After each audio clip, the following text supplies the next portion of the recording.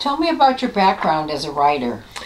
I began writing for magazines in the late 1970s.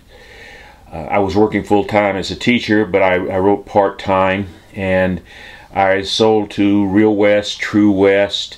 Somewhere on 1989, I wrote my first book, The American West, From Fiction to Film, which has been called the definitive monograph on the subject. Of course, it's the only monograph on the subject, so therefore it is the definitive monograph on the subject.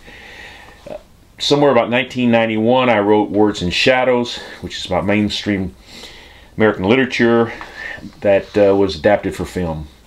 It has 300 photographs in it, so if you don't like what I'm saying, at least you got the photographs to look at. In about 1999, I had a novel published called The Last Warrior. However, my most success was with a novel I had published in 2010 called Carney, a novel in stories, which won several awards, including the Next Generation Indie Book Award, the grand prize for that award. And of course, this year, in 2016, Open Books has just released The Courage of Others. Your newest novel, The Courage of Others, takes place in north central Texas in 1919 to 1920. What initially drew you to this period, as well as the subject matter?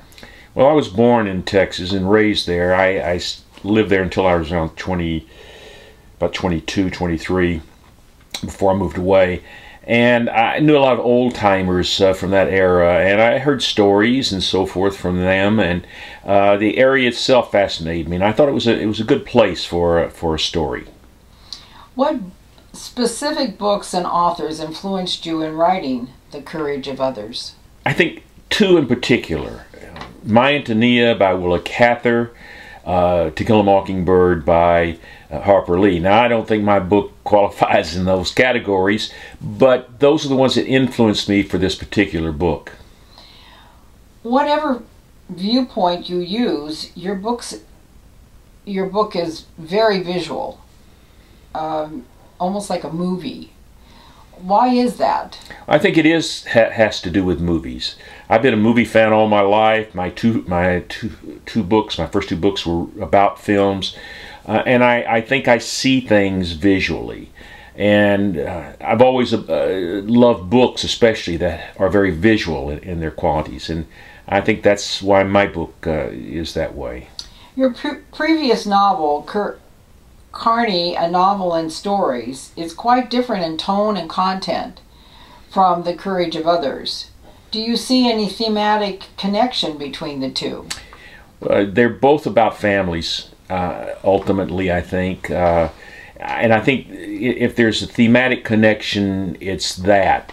But also, there's a lot of prejudice in both the Carney stories and certainly in The Courage of Others. And so also, I think it's about this also. I think there are these thematic connections that carry through. You also in both books, they're like coming-of-age stories. Am I right about that?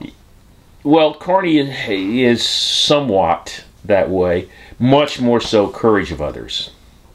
Do you have anything that you would like to add about The Courage of Others? I think it's really the novel I intended to write.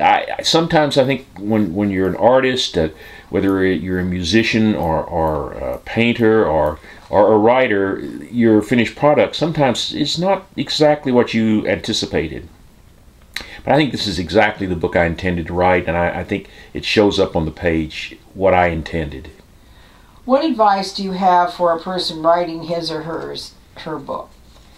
First of all, read, and write, and rewrite, and rewrite. If there's any art in writing, it's not in the first draft, it's probably not in the second.